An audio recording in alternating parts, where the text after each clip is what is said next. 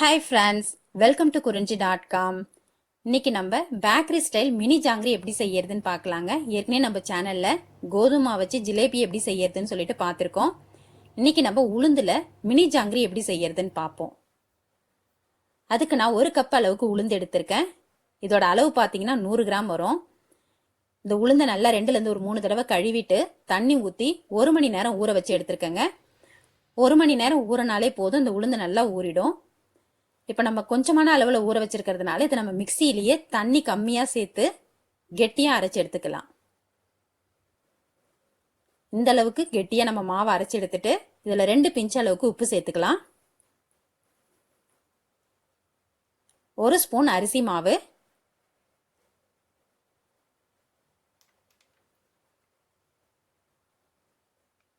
1 spoon அளவுக்கு cornflour மாவு சேர்த்துக்கலாம். கார்ன்ஃப்ளவர் மாவு இல்லைன்னா ஒன்றும் பிரச்சனை இல்லைங்க. அரிசி மாவே 2 ஸ்பூன் அளவுக்கு சேர்த்துக்கங்க. அதிகமான அளவில் இந்த ஜாங்கிரி செய்யும் போது அரிசியை ஊற வச்சு அரைச்சி சேர்ப்பாங்க. இன்னைக்கு நம்ம கொஞ்சமான அளவில் செய்யறதுனால அரிசி மாவே சேர்த்துக்கலாம். கடைகளில் கிடைக்கிற ஜாங்கிரி பார்த்தீங்கன்னா நல்ல ஒரு கலரில் இருக்கும். அது பார்க்கவே ரொம்ப அழகாக இருக்கும். அந்த மாதிரி ஒரு கலர் கிடைக்கிறதுக்காக இன்னைக்கு நான் 2 பிஞ்ச் அளவுக்கு ஆரஞ்சு கலர் ஃபுட் கலர் சேர்த்துருக்கேன். இது உங்களுக்கு தேவையில்லைன்னா நீங்கள் அவாய்ட் பண்ணிக்கலாம். ஆனால் ஜாங்கிரினாலே நல்லா கலர்ஃபுல்லாக இருந்தால் தாங்க பார்க்கறதுக்கு ரொம்ப நல்லாயிருக்கும். இப்போ இந்த மாவை நல்லா கலந்து விட்டுக்குங்க. இப்போ இது பார்க்கறதுக்கு கலர் கம்மியாக இருக்கிற மாதிரி தெரியும்.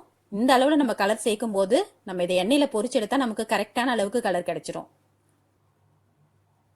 இப்போ ஜாங்கிரி பிழியறதுக்குன்னே துணி தனியாக கடைகளில் விற்கிது. அதை நம்ம தனியாக வாங்கணும்னு அவசியம் இல்லைங்க. இந்த மாதிரி நம்ம வீட்டில் இருக்கிற ஜிப்லாக் கவர் இல்லைனா பால் கவர், எண்ணெய் கவர் எதில் வேணால் செய்யலாம். அதிலே பிழியறதுக்கு ரொம்ப நல்லா வரும்.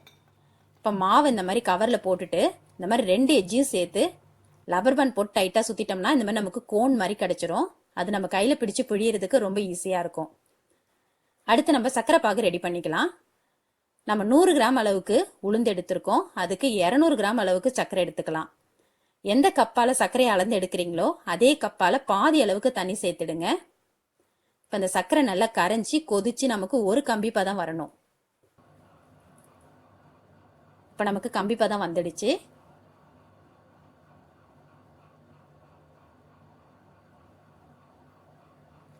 இந்த ஸ்டேஜில் நம்ம அடுப்பை ஆஃப் பண்ணிட்டு எலுமிச்சம்பழத்தில் 1/4 வாசி அளவுக்கு பிழிஞ்சு விட்டுடுங்க. நம்ம பாதி அளவுக்கு எலுமிச்சம்பழம் பிழியும் போது இந்த சர்க்கரை பாகு லைட்டாக புளிக்க ஆரம்பிச்சிடும்.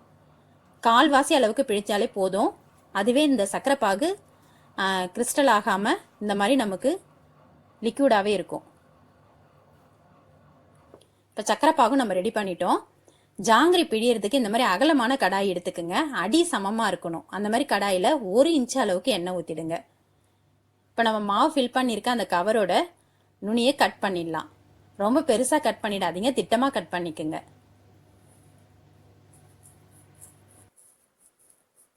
இப்போ நம்ம இதில் ஜாங்கிரி பிழிய ஆரம்பிச்சிடலாம். பெரிய ஜாங்கிரி பிழியறதுக்கு ரொம்ப கஷ்டமாக இருக்குங்க. பிகினர்ஸ்க்கெலாம் பிழியறதுக்கு அந்த அளவுக்கு வராது. ஆனால் இந்த மினி ஜாங்கிரின்றது பிழியறதுக்கு ரொம்ப ஈஸியாக இருக்கும். இந்த மாதிரி ஒரு சுற்று சுற்றிட்டு அதுக்கு மேலே ஒரு 5 சுற்று சுற்றினீங்கன்னா நம்மளோட மினி ஜாங்கிரி ரெடி. இதே அளவில் நம்ம எல்லா ஜாங்கிரியும் சுடும்போது நம்மளோட ஜாங்கிரி எல்லாம் பார்க்கறதுக்கு ஒரே சைஸில் ஈவனாக அழகா இருக்கும்.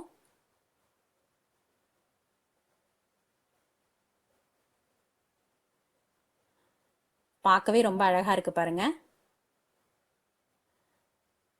ஒரு சுத்து சுத்திட்டு மேல ஒரு 5 சுத்து சுத்தினாக்கா நம்மளோட மினி ஜாங்கிரி ரெடி. இப்ப நம்ம வீட்டில் ஒரு சின்ன விருந்தோ இல்லை கெட் டுகெதரோ வைக்கிறோம்னா நம்மளே நம்ம கையால இந்த ஸ்வீட்டை எல்லாருக்கும் ரெடி பண்ணி கொடுக்கலாங்க. இதை பிகினர்ஸ் கூட எந்த ஒரு கஷ்டமும் இல்லாமல் ரொம்ப ஈஸியாக செஞ்சிடலாம். இப்போ ஒரு பக்கம் நல்லா வெந்ததுக்கு அப்புறம் திருப்பி போட்டு வேக விட்டுடு. இப்போ இதை எண்ணெயை வடிகட்டி எடுத்துருங்க. இதில் நம்ம பேக்கிங் சோடா எதுவுமே சேர்க்கல. பேக்கிங் சோடா, குக்கிங் சோடா ஏதாவது சேர்த்துருந்தோம்னா நம்மளோட ஜாங்கிரி இன்னும் பார்க்கறதுக்கு நல்லா மொத்தமாக உருட்டையாக இருக்கும். நம்ம சோடா உப்புலாம் எதுவும் சேர்க்காதனால இந்த மாதிரி இருக்கு. இதுவே பார்க்கறதுக்கு நல்லா இருக்குங்க. இப்போ இந்த ஜாங்கிரி சர்க்கரை பாகில் நல்லா 2 நிமிஷமாவது ஊறணும். ஊறினாதான் அது உள்ள நல்ல சர்க்கரை பாகுலாம் இறங்கி ஜூஸியாக கிடைக்கும். இப்போ நம்ம எல்லா ஜாங்கிரியும் இந்த மாதிரி பொரிச்சு எடுத்து சர்க்கரை பாகில் சேர்த்துடலாம். ஒரு ஈடு பொரிச்சு எடுத்து நம்ம சர்க்கரை பாகில் சேர்த்துட்டு அடுத்த ஈடு நம்ம பொரிக்கிறதுக்குள்ள இது நல்லா ஊறிடுங்க.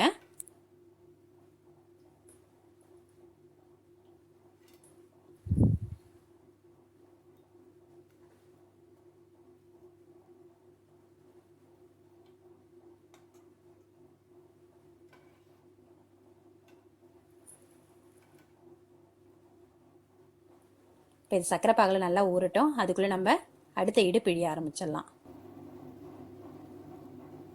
இந்த மாதிரி ஒரு சுற்று சுற்றிட்டு அதுக்கு மேலே வளையமாக ஒரு 5 சுற்று சுற்றினீங்கன்னா நம்மளோட மினி ஜாங்கிரி அழகான சைஸில் கிடைக்கும். இப்போ ஜாங்கிரிலாம் சிரப்பில் நல்லா ஊறிடுத்து.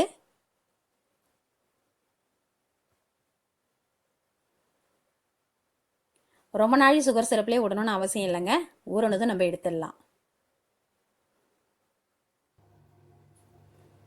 பார்க்கவே ரொம்ப அழகாக சின்ன சின்னதாக நம்மளோட மினி ஜாங்கிரி ரெடி. இதுக்கு மேலே நான் கொஞ்சம் அழகுக்காக நட்ஸு தூவி சேர்த்துருக்கேன்.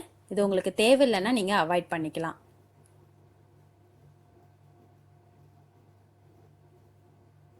ரொம்பவே சுலபமாக நம்ம வீட்டில் இருக்கிற பொருளை வச்சே செய்யக்கூடிய இந்த மினி ஜாங்கிரி நீங்களும் உங்கள் வீட்டில் செஞ்சு பாருங்கள்.